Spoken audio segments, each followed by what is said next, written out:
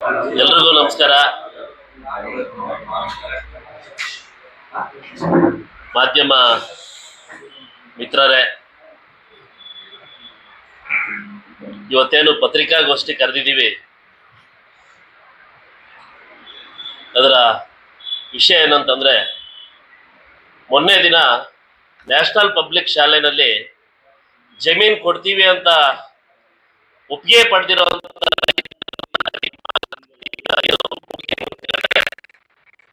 ಅವರು ಒಂದಷ್ಟು ಜನ ರೈತರುಗಳನ್ನ ಕರೆದಿ ಮೀಟಿಂಗ್ ಮಾಡುವಂತ ಸಂದರ್ಭದಲ್ಲಿ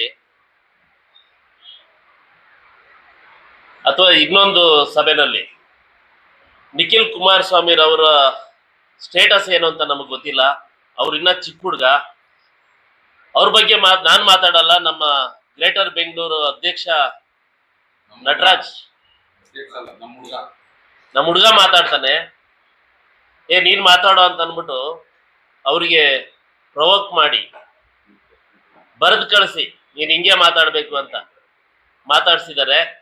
ಆದ್ರೆ ಉಪಮುಖ್ಯಮಂತ್ರಿಗಳಿಗೆ ಹೇಳಕ್ ಬಯಸ್ತೀನಿ, ನೀವು ಕುಮಾರಣ್ಣನ ಬಗ್ಗೆ ಮಾತಾಡಿದ್ರು, ದೇವೇಗೌಡರ ಬಗ್ಗೆ ಮಾತಾಡಿದ್ರು, ನಿಖಿಲ್ ಅಣ್ಣನ ಬಗ್ಗೆ ಮಾತಾಡಿದ್ರು, ಅವ್ರು ಯಾರು ಕೌಂಟರ್ ಕೊಡ್ಲಿಲ್ಲ ಅಂದ್ರೂ JDS ಪಕ್ಷದಲ್ಲಿ ಪ್ರತಿ ಹಳ್ಳಿನಲ್ಲೂ ನಿಮ್ಮ 100ರಷ್ಟು ಮಾತಾಡೋ ಹುಡುಗರು JDS ಕಾರ್ಯಕರ್ತರಿದ್ದಾರೆ ಅನ್ನೋದನ್ನ ಅವ್ರಿಗೆ ಎಚ್ಚರಿಕೆ ಕೊಡ್ಲಿಕ್ಕೆ ಬಯಸ್ತಾ ಇದ್ದೀನಿ. ಏನಕ್ಕೆ ಮಾತು ಹೇಳ್ತಾ ಇದ್ದೀನಿ ಅಂತಂದ್ರೆ, ಅವರು ಮಾತಾಡ್ತಾ ಹೇಳ್ತಾರೆ ಅವ್ರನ್ನ ಚಿಕ್ಕ ಹುಡುಗ ಅಂತ ಒಬ್ಬ ಚಿಕ್ಕ ಹುಡುಗನ ಸೋಲ್ಸಕ್ಕೆ ಇಡೀ ನಿಮ್ಮ ಆಡಳಿತ ತಂದಿರಲ್ಲ ಚನ್ನಪಟ್ಟಣಕ್ಕೆ.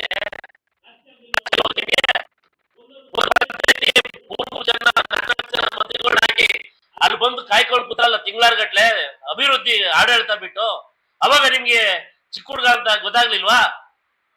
ನಿಜವಾಗ್ಲೂ ನಾಚಿಕೆ ಆಗ್ಬೇಕು. ಆಮೇಲೆ ಇನ್ನೊಂದು ಮಾತು ಹೇಳ್ತೀರಿ ನೀವು, ತುಮಕೂರು ಸಾಧನಾ ಸಮಾವೇಶದಲ್ಲಿ ಕುಮಾರಣ್ಣರ ಬಗ್ಗೆ ಅಲ್ಲಿ ನೀವು ಮಾತಾಡ್ಬೇಕಾಗಿದ್ದು ಸಿದ್ದರಾಮಯ್ಯರ ಬಗ್ಗೆ, ನಿಮ್ಮ ಕೋಪ ಇದ್ದದ್ದು ಅವ್ರ ಬಗ್ಗೆ. ಆದ್ರೆ ನೀವು ಕುಮಾರಣ್ಣರ ಬಗ್ಗೆ ಮಾತಾಡ್ತೀರಿ. ಬೆಂಗಳೂರು ಬಿ ಖಾತಾ ಎ ಖಾತಾ ವಿಚಾರಕ್ಕೆ ಸಂಬಂಧಪಟ್ಟಂಗೆ ನೀವು 17 ಜನ MLA ಇಟ್ಕೊಂಡು ಅದೇನೋ ಅರಿತೀರಿ ಅಂತ ಅಂದ್ಬಿಟ್ಟು ಕುಮಾರಣ್ಣನ ಬಗ್ಗೆ ಅವಹೇಳನ ಪದನ ಆ ವೇದಿಕೆ ಮೇಲೆ ಆ ಸಮಾವೇಶದಲ್ಲಿ ಬಳಸ್ತೀರಿ. ನೀವೊಬ್ಬ ಉಪಮುಖ್ಯಮಂತ್ರಿ ಅನ್ಕೊಂಡಿದ್ದೀರಾ ಅಥವಾ ಕೊತ್ವಾಲ್ನ ಶಿಷ್ಯ ಅನ್ನೋ ಭ್ರಮೆನಲ್ಲೇ ಇನ್ನ ಇದ್ದೀರಾ ಅಂತ ಅನ್ಬಿಟ್ಟು ನಾನು ನಿಮ್ಗೆ ಕೇಳಕ್ ಇಷ್ಟಪಡ್ತೀನಿ. ನಿಜವಾಗ್ಲೂ ನಾಚಿಕೆ ಆಗ್ಬೇಕು.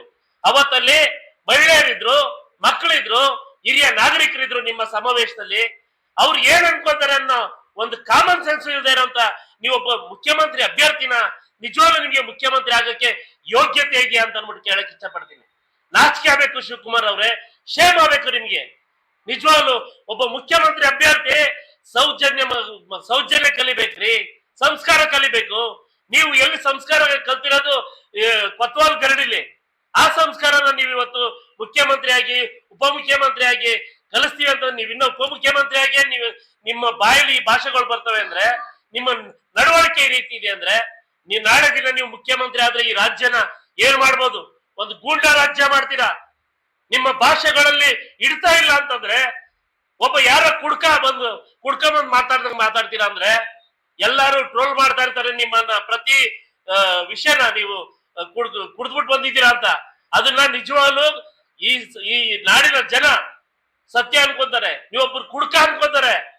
ಬಾಯಿಗೆ ಬಂದಾಗ ಮಾತಾಡೋದ್ ಬಿಡ್ರಿ. ಯಾರೋ ಮಾತಾಡೋದ್ರಲ್ಲಿ ಒಂದು ಅರ್ಥ ಇರ್ತದೆ, ಯಾರೋ ಗೊತ್ತಿಲ್ದಾರೋ ಪಬ್ಲಿಕ್ ಮಾತಾಡೋದ್ರಲ್ಲಿ. ನೀವು ಈ ರಾಜ್ಯದ ಉಪಮುಖ್ಯಮಂತ್ರಿ ಆಗಿರೋಂಥವ್ರು. ಸಂಸ್ಕೃತಿ ಇರ್ಬೇಕಲ್ವಾ, ಸೌಜನ್ಯ ಇರ್ಬೇಕಲ್ಲ. ನಿಜವಾಗ್ಲು ನಿಮ್ಗಿದು ತರ ಅಲ್ಲ ಅಂತ ಅನ್ಬಿಟ್ಟು ಎಚ್ಚರಿಕೆಯನ್ನ ಕೊಡ್ತಾ ಇದ್ದೀವಿ. ಇನ್ನೊಂದ್ಸರಿ ಕುಮಾರಣ್ಣರ ಬಗ್ಗೆ, ದೇವೇಗೌಡರ ಬಗ್ಗೆ, ನಿಖಿಲ್ ಅವ್ರ ಬಗ್ಗೆ ಮಾತಾಡಿದ್ರೆ ಅವರು ನಿಮಗ್ ಕೌಂಟರ್ ಕೊಡಲ್ಲ. ಪ್ರತಿ ಹಳ್ಳಿನಲ್ಲಿ 106 ಜನ ಹುಡುಗರಿದ್ದೀವಿ. ಇಡೀ ರಾಜ್ಯ ಪೂರ್ತಿ ಲಕ್ಷಾಂತರ ಜನ ಹುಡುಗರಿದ್ದೀವಿ. ಬಹಳ ಜೋರಾಗಿ ಕಟ್ತಾ ಇದ್ದೀವಿ ಸಂಘಟನೆನ. ಹುಷಾರಾಗಿರ್ಬೇಕಾಯ್ತದೆ. ಯಾವ ಹಳ್ಳಿಗೆ ಹೋದ್ರೂ ಧಿಕ್ಕಾರ ಕೂಗ್ಬೇಕಾಯ್ತದೆ ನಿಮ್ಗೆ. ಕರ್ನಾಟಕದಲ್ಲಿ ಯಾವ ಮೂಲೆಗೆ ಹೋದ್ರೂ ನಿಮ್ಗೆ ಧಿಕ್ಕಾರ ಕೂಗ್ಬೇಕಾಯ್ತದೆ. ಯಾರು ಇಲ್ಲ ಅನ್ಕೊಂಡಿದ್ದೀರಾ? ಒಂದು ಸರಿ ನಿಮ್ ತಮ್ಮ ಸೋತಿರೋದಕ್ಕೆ ನೀವು ತಡ್ಕೊಳಕ್ ಆಗ್ತಾ ಇಲ್ಲ. ನಿಮ್ ಕಾರ್ಯಕರ್ತರಿಗೆ ಹೇಳಿ, ನಿಖಿಲ್ ಅವ್ರು 3 ಸಾರಿ ಸೋತ್ರು. ಹೌದು ಸ್ವಾಮಿ, ನಿಮ್ಮ ಯೋಗ್ಯತೆ ನಿಮ್ಮಂತ ಬೆನ್ನಿಗೆ ಚೂರಿ ಹಾಕೋ ಜನ ಇದ್ರೆ ನಾವು ನಿಮ್ ಜೊತೆ ಇದ್ವಲ್ಲ. ಅವತ್ತು ನೀವು ಬೆನ್ನಿಗೆ ಚೂರಿ ಹಾಕಿ ನೀವು ನಿಮ್ ಪಕ್ಷದವ್ರ ಅಲ್ವಾ ಸೋಲ್ಸಿದ್ದು ನಿಖಿಲ್ ಅಣ್ಣನ. ಅದಕ್ಕೇನೆ ಇವತ್ತು ಇಡೀ ದೇಶಾದ್ಯಂತ ನಿಮ್ ಜೊತೆ ಯಾವ ಒಬ್ಬ ಪ್ರಾದೇಶಿಕ ಪಕ್ಷದವ್ರಿಲ್ಲ. ಈಗ ಇಂಡಿಯಾ ಅಂತ ಮಾಡ್ಕೊಂಡು ಒಂದು 25-30 ಜನ ಇದ್ರಲ್ಲ, ನಿಮ್ ಯೋಗ್ಯತೆ ಯಾರಿಗಾರಿ ತೋರಿಸಿ ನೋಡೋಣ. ಒಂದು ರಾಜ್ಯದಲ್ಲಿ ನಿಮ್ ಜೊತೆ ಯಾರು ಒಬ್ಬ ವ್ಯಕ್ತಿ, ಅದ್ಯಾವ್ದೋ ಮುಸ್ಲಿಂ ಲೀಗ್ ಒಬ್ರು ಬಿಟ್ಟು ಇಡೀ ಇಂಡಿಯಾದಲ್ಲಿ ನಿಮ್ ಜೊತೆ ಯಾರು ಒಬ್ರು ಇದ್ದೀರ ತೋರಿಸಿ. ಮೊನ್ನೆ ತಮಿಳ್ನಾಡು ಎಲೆಕ್ಷನ್ ಅಲ್ಲೇ DMK ಅವ್ರನ್ನ ಕೇಳ್ದೆ ಓಡೋದ್ರಲ್ಲ ಗೆದ್ದಿನ ಬಾಲ ಇಟ್ಕೊಂಡು.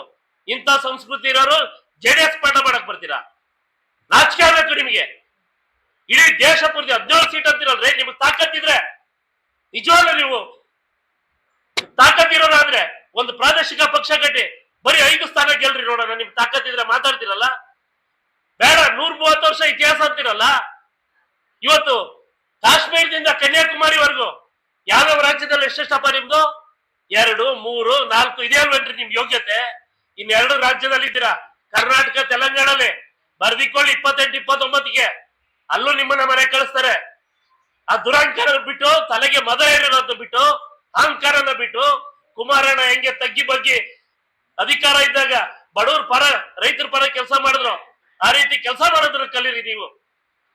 ಒಂದಷ್ಟಿನ MLA ಆಗಾದ್ರೂ ಉಳ್ಕೊಂತೀರಾ.